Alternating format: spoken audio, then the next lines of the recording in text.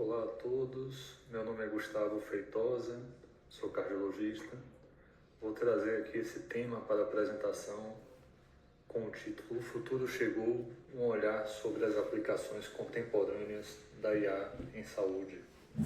Não tenho nenhum conflito de interesse para essa apresentação. Eu quero defender um ponto de vista inicialmente, que a IA ela transforma a saúde hoje. Vou trazer aqui dois argumentos que justifiquem essa frase. Então, o primeiro argumento que eu quero trazer é a publicação de uma matéria de agosto de 2024, que já mostra que o Brasil, nessa época, já tinha cerca de 100 softwares e instrumentos de diagnósticos ou terapia com inteligência artificial aprovada pela Anvisa. Veja, se isso é realidade no Brasil já nessa época, vamos ver um pouquinho como é que anda isso Brasil afora. E aí eu trago para vocês aqui um relatório que é publicado anualmente pela Universidade de Stanford, que diz respeito à inteligência artificial em diferentes esferas do conhecimento. No quinto capítulo desse relatório, ele se dedica então à saúde e traz alguns dados bastante interessantes sobre a IA na saúde. Aqui nesse slide eu mostro um desses dados, que é o número de dispositivos médicos com IA embarcada aprovados pela FDA, desde o seu primeiro dispositivo, que foi em 1995, até os dias mais recentes, aqui na última coluna, em 2023, onde foram aprovados 223 dispositivos com inteligência artificial. E vejam que na semana passada, muito recentemente, eu entrei no site da FDA e o número de dispositivos já aprovados subiu para 1.016 dispositivos aprovados pela FDA com IA embarcado, sendo que a imensa maioria desses dispositivos são da área de radiologia. Em segundo lugar temos a minha cardiologia, em terceiro lugar a neurologia. Pedi ao ChatGPT para criar então um gráfico de colunas, e aqui vejam a distribuição por especialidades de acordo com os dispositivos aprovados pela FDA. Na liderança absoluta, então, vemos aqui a área de radiologia dominando aí a construção desses dispositivos. Mas vejam, falando do dia de hoje, é importante falar também da história e entender um contexto histórico. E eu trago aqui a definição de IA feita por esse cientista da computação norte-americano chamado John McCarthy. Ele é considerado um dos pais da inteligência artificial. Nessa conferência de 1956, ele definia inteligência artificial como fazer a máquina comportar-se de tal forma que seja chamado inteligente, caso esse fosse o comportamento de um ser humano. Vejam, se isso ele já falava e esse tema se aborda desde essa época, por que demorou mais de 60 anos então para ter esse boom da inteligência artificial e suas aplicações práticas na área da saúde, bem como em outras áreas? Muito se deve à criação do ambiente propício que ocorreu nesse período. Então, hoje temos a capacidade de processamento muito avançada, com velocidade de processamento também aumentada. Temos as chamadas GPUs, temos o processamento paralelo, temos também uma maior disponibilidade de supercomputadores, que tem um conceito um pouco vago, mas são, via de regra, computadores com capacidade extraordinária. E aqui nessa foto, por exemplo, um supercomputador Pegasus da Petrobras, considerado um dos top 500 supercomputadores do mundo. Foram 300 milhões de investimento, 300 milhões de reais, e também são 30 toneladas distribuídas em 35 metros de corredores, com racks, né, de CPUs aí distribuídas nessas racks, nesses corredores aclimatizados. A quantidade de supercomputador vem sendo aumentada, a disponibilidade ao redor do mundo. Somente aqui na cidade que eu resido, em Salvador, temos mais de 6 supercomputadores que permitem rodar aí modelos de inteligência artificial com um dataset muito grande. Além disso, o ambiente propício se caracteriza por uma possibilidade maior de recursos de Big Data. Então, temos a possibilidade de organizar e trabalhar com dados estruturados e semi-estruturados. Também o acesso a muitos dados é uma condição recente com a internet das coisas. Também recursos de computação em nuvem fazem com que a gente consiga escalar recursos, produzir soluções de uma forma escalável, usando eventualmente até supercomputadores à distância. Também a questão do open source faz com que consigamos bibliotecas públicas em algumas linguagens de programação, consigamos também em repositórios aproveitar projetos já desenvolvidos previamente para usar no nosso próprio projeto. Então, de fato, não precisamos começar um projeto totalmente do zero. Isso acelera muito a produção de uma solução. E também a questão dos algoritmos que foram sendo aprimorados ao longo do tempo, construindo outros algoritmos que possam ser aplicados de uma forma mais apropriada em diferentes contextos. Então, falando rapidamente aqui dos algoritmos, nós temos em Machine Learning, né, aprendizagem de máquina, diferentes conjuntos de algoritmos. Para aprendizagem clássica, seja supervisionada, quando o dado é rotulado, ou não supervisionada. Temos também a classificação para aprendizagem de reforço, aprendizagem de conjuntos e as redes neurais artificiais. Cada uma dessas tem uma especificação, não vou trazer aqui muitos detalhes, só uma ideia mais geral, mas eu queria investir um pouco de tempo no conhecimento do que seja uma rede neural artificial. Isso dá para dar uma ideia melhor de como o modelo pode criar essas predições que muitas vezes parecem mágicas. Então aqui eu trago uma representação esquemática de uma rede neural profunda, onde temos aqui círculos à esquerda, que são nós ou neurônios da camada de entrada. Depois temos camadas subsequentes, que são as camadas ocultas ou camadas profundas. E por fim, à direita, a camada de saída, que é a camada onde o modelo cumpre a sua tarefa de predizer algum fator. E essa predição, essa tarefa pode ser tanto uma regressão quanto uma classificação, por exemplo. Essas informações, elas passam de uma camada para outra, sofrendo influência matemática de três fatores. De uma função de ativação, que seria uma fórmula matemática que confere não linearidade ao modelo preditivo. Sofre também influência de um peso e de um viés ou um bias em cada momento que passa de uma camada de um neurônio para um determinado neurônio da camada subsequente. Então veja, a informação inicial, os parâmetros, as variáveis imputadas na camada de entrada, elas vão passando para diferentes neurônios das camadas subsequentes e sofrendo toda essa influência matemática desses três fatores que eu mencionei, até chegar na última camada, que é a camada de saída, e fazer de fato a predição pelo qual o modelo é responsável. A partir da predição, esse palpite que o modelo dá, ele é comparado com, digamos assim, o gabarito ou o rótulo, né, do que o modelo deveria prever, e existe uma função de custo, onde se avalia a diferença entre o palpite e o gabarito, e se determina, através disso, uma modificação através de uma técnica que é o backpropagation, uma modificação de todos os pesos e vieses ou bias na comunicação de cada neurônio das camadas ocultas. Então esse processo de propagação para frente até o palpite e retropropagação, que é o backpropagation, modificando os pesos e os vieses, ele é feito centenas de milhares de vezes, eventualmente, até que o modelo tenha um palpite muito parecido com o rótulo na fase de treinamento.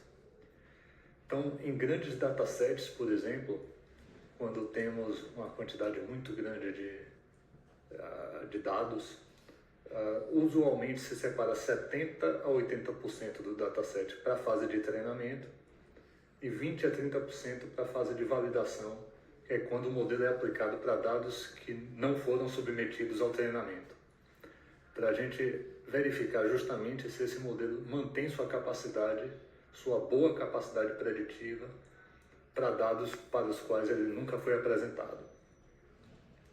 Então, esse processo de treinamento eventualmente pode durar meses. Então vejam que essa é, a depender do tamanho do modelo e do dataset, isso pode ser muito interessante, o avanço tecnológico, para acelerar esse treinamento mesmo em supercomputadores. Também acho válido falar aqui que essa é a forma com que muitas vezes o argumento que o modelo usa para chegar a determinada predição não fica visível claramente para o ser humano, e o ser humano não consegue acompanhar. Isso dá origem ao que se chama de black box. Certo? Então, passando aqui adiante, então o dilema do black box, o chamado caixa preta, é justamente quando a gente sabe qual é o input que o modelo recebe, mas a gente perde a capacidade de acompanhar quais foram os argumentos usados para fazer determinada predição. Isso a gente vê claramente aqui. Esse aqui é um slide que o professor Eric Topol, cardiologista, entusiasta da inteligência artificial, traz nas suas apresentações, aqui de modelos que usaram centenas de milhares de eletrocardiograma para avaliar de forma preditiva, a partir somente do eletrocardiograma, qual era a idade e sexo do paciente, e com boa capacidade preditiva, mas também o nível de hemoglobina, fração de ejeção, prever fibrilação atrial, prever hipertireoidismo, uma série de coisas que o ser humano, a partir do eletrocardiograma puramente, não é capaz de realizar uma predição adequada. Da mesma forma, com exames de fundo de olho, vejam que em diferentes anos aqui publicados em revistas reconhecidas, um simples fundo de olho é capaz de determinar a probabilidade de doença de Alzheimer, de níveis de colesterol, de doença de Parkinson, de score de cálcio coronariano, dentre outros fatores. Isso idem para a radiografia de tórax, saber qual é a etnia e raça do paciente, saber o nível de controle de diabetes a partir de uma radiografia de tórax, também a fração de ejeção e outros fatores. Mas vejam, isso são estudos extraordinários que usaram Black Box, mas a gente tem já, como eu lhes falei mais cedo, aplicações práticas disso e produtos criados para auxiliar o médico na condução da sua prática diária. Então, aqui esse primeiro produto, superior esquerdo, mostra uma ferramenta que avalia de forma automática, baseada em se há fratura numa radiografia óssea. O segundo produto à direita, superior, AI Doc, é um produto que é aplicado em clínicas diagnósticas para detecção rápida e imediata de embolia pulmonar e gerar um alerta instantâneo. Então não há necessidade de aguardar o paciente, o radiologista receber o exame, olhar e eventualmente depois de 1 dia, 2 dias, ter identificação de embolia pulmonar no paciente ambulatorial, por exemplo. Aqui embaixo à direita é o mesmo, o Rapid AI, é um produto para detecção de acidente vascular cerebral, ajuda a identificar e orienta a condução. E o último produto aqui, na parte inferior à esquerda, é um produto brasileiro, inclusive de um amigo meu, que é um produto 100% produzido no Brasil, a parte do machine learning, que avalia eletrocardiograma, identifica arritmias, diferentes formas de arritmia e organiza na condução desses casos aí no hospital, né, sobretudo na emergência. Para sair um pouquinho dessa questão só de imagem, eu vou trazer uma outra forma aqui de avaliar usando inteligência artificial. Esse aqui foi um estudo interessante que foi apresentado no American Heart Association, no congresso em 2023. É um estudo de um aplicativo israelense que se chama Hero. Esse aplicativo é um aplicativo no qual o paciente que tinha insuficiência cardíaca classe funcional 2 ou 3, ele pegava o aplicativo e gravava uma frase pré-determinada diariamente nesse aplicativo.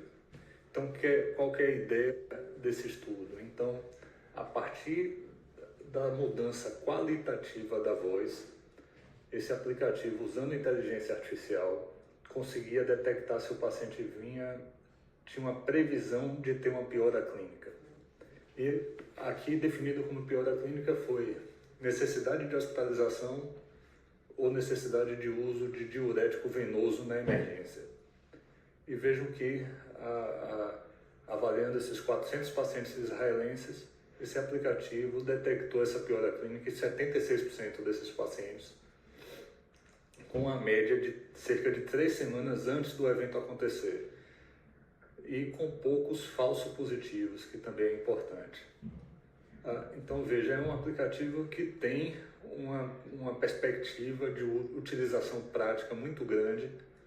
Ele pode, por exemplo, influenciar uma atitude mais proativa do médico assistente, eventualmente reforçando o uso de diurético ou tomando alguma outra medida para evitar que o paciente seja internado. A semelhança com o que a gente faz habitualmente, que é o acompanhamento do peso do paciente diário, mas talvez até superior à própria questão do peso, a gente não sabe. Mas esse mesmo aplicativo, ele está sendo testado, eu tenho acompanhado isso, ele está sendo testado num estudo multicêntrico, agora com mais pacientes, em Israel, na Espanha e nos Estados Unidos, também nesse mesmo cenário de insuficiência cardíaca, e a gente deve obter respostas sobre essa aplicabilidade e utilidade ao longo desse ano de 2025. Um outro conceito que eu acho importante se ter é o conceito de XAI, que significa Explainable AI, ou AI explicável, que é o que torna as decisões dos modelos compreensíveis para seres humanos. É um conjunto muito heterogêneo de técnicas, várias técnicas, para tentar fazer com que seja esclarecido quais são os argumentos usados pelos modelos para tomar determinadas decisões ou previsões. Então é importante para a questão de transparência, para a confiança, ética, responsabilidade, identificação de erros e vieses. Pode ser feito ou com modelos mais simples, como a árvore de decisão, que isso torna compreensível, mas geralmente é feito por métodos pós-hoc, usando uma enormidade de técnicas diferentes. Aqui são 2 técnicas dessas, SHAP e LIME. É trabalhoso, não é simples fazer, é trabalhoso, mas ajuda a compreensão dos argumentos que os modelos estão usando. Então, o que é que o XAI faz então? Faz com que o usuário final entenda por que o modelo predisse aquela doença, consiga entender como corrigir um erro de predição, quais são as atitudes que ele tem que fazer para o modelo, para ajustar o modelo, e saber em que situações o modelo tem uma maior possibilidade de falhar. Então essa questão da explicabilidade é uma questão importante na área da saúde.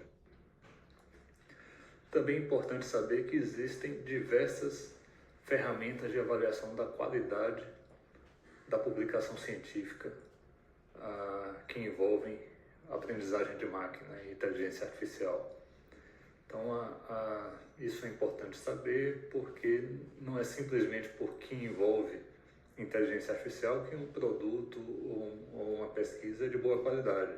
Então, existem ferramentas muito úteis, que são normalmente acrônimos publicados, muitos desses estudos no British Medical Journal, como, por exemplo, esse primeiro STAR de AI. São estudos que avaliam a precisão diagnóstica em um teste baseado em AI. Então tem um checklist, um framework que avalia item por item e vê se aquele estudo realmente é um estudo que tem uma boa qualidade seguindo as melhores práticas para aquela área. Da mesma forma, o Tripod AI, que tem a ver com modelos de predição, o Claim, com estudos de imagem e assim por diante. E esse outro estudo aqui, essa outra ferramenta, né, chama Filter AI, que é um guideline para a chamada inteligência artificial confiável e implementação de inteligência artificial nos cuidados de saúde. Então, é também um acrônimo, cada letra tem seu significado: F de justiça, né, de fair, equidade, U de universalidade, T de rastreabilidade, U de usabilidade, R de robustez e E de explicabilidade. Então é interessante aplicar para ter essa ideia do grau de confiabilidade e como pode ser implementado com as melhores práticas possíveis do ponto de vista científico. Outro capítulo importantíssimo aqui de ser mencionado é a IA generativa. Há quem separe, quem classifique inteligência artificial como IA preditiva e IA generativa. Eu pessoalmente acho esquisita essa classificação, porque a IA generativa é de fato uma IA preditiva. A diferença é que ela vai produzir conteúdo novo. Então esse conteúdo pode ser palavras, pode ser texto, né? Pode ser voz, pode ser vídeo, né? Então, e pode ser imagem, né? Então, a IA generativa produz esse conteúdo novo e a aplicabilidade disso em medicina é gigantesca. Para ter uma ideia de como foi o boom da IA e o protótipo, o principal aplicação foi o ChatGPT. E o ChatGPT demorou apenas 2 meses para atingir 100 milhões de usuários globais, de uma forma muito mais rápida que outros aplicativos de sucesso como TikTok, Instagram e outros. Então, são aplicações, né, os LLMs que fazem processamento de linguagem natural. LLM vem de Large Language Models, ou linguagem de larga escala.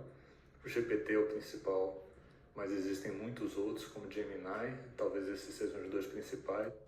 Mas existem realmente muitos outros. Esse artigo fala aqui dos melhores 39 LLMs em 2025. Então é impossível a gente estar acompanhando todos as LLMs que surgem, mas a bem da verdade existem talvez aí próximo a 10 LLMs e o restante são derivações dessas principais. Isso, aplicação na prática médica, uma das aplicações é essa aqui também é um slide do professor Eric Topol,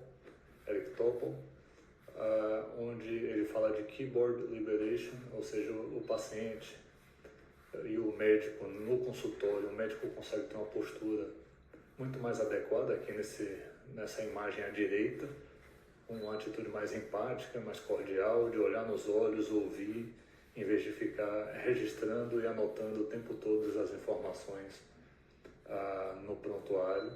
Então, aplicações, né, produtos com transcrição de voz e organização do texto automaticamente usando inteligência artificial podem permitir tanto acelerar o tempo como melhorar a capacidade de registro das informações. Também numa situação ideal e mais avançada, essa linguagem de larga escala pode permitir, além da transcrição de voz, o cruzamento das informações com sistemas tanto de prontuário eletrônico quanto de acesso à internet e a guidelines, diretrizes, e eventualmente permitir uma sugestão de um suporte à decisão médica. Isso aí é uma realidade mais difícil de ser executada, mas essa integração com prontuários eletrônicos, pelo menos nos Estados Unidos, isso já tem ocorrido no que diz respeito à transcrição de voz. Aqui são algumas aplicações práticas também das LLMs. O primeiro artigo ensina do JAMA do ano passado, mostrando que a LLM tem um potencial de transformar os relatórios de alta para uma linguagem mais amigável ao paciente. Isso ajuda, né, o entendimento das informações passadas, que é um momento crítico. E também nesse trabalho de baixo, mostrando que, sugerindo então que essas IAs com transcrição de consulta possam melhorar a qualidade percebida pelo paciente, também melhorar a qualidade percebida pelo médico assistente, reduzir a sobrecarga cognitiva, eventualmente até reduzir o burnout dos pacientes dos médicos que são submetidos a tarefas muito burocráticas. Bom, no Brasil, na última pesquisa que eu fiz, existiam muitos copilotos de consultório com transcrição de voz, são 7 copilotos desses com transcrição de voz. Eu queria perguntar, e aí a gente percebe que tem um potencial muito grande de ajudar na questão da organização das informações, mas nas últimas oportunidades que eu tive de ouvir CEOs dessas empresas, de algumas dessas empresas, sempre foi dito que essa capacidade ainda de dar suporte à decisão terapêutica ainda está distante do que é o grau de maturidade dessas soluções no momento atual.